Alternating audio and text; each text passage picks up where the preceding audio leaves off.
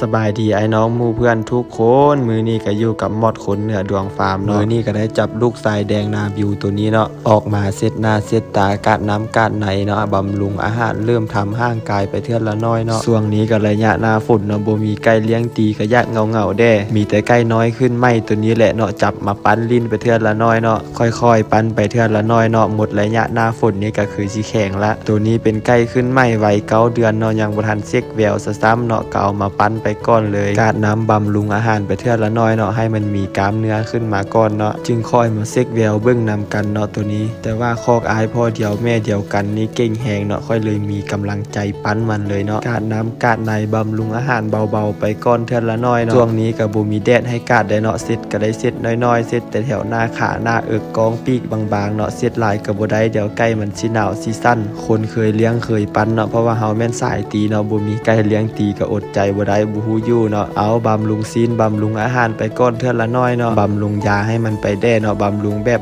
เบาๆบางๆยาก็มีแต่ตัวเสริมกำลังเสริมกระดูกเนาะก็มีวิตามินเฮ็ดให้ร่างกายมันแข็งแรงสมบูรณ์เนาะก็ได้ติดน้ำเลี้ยงไปแบบเบาๆบางๆเนาะประมาณ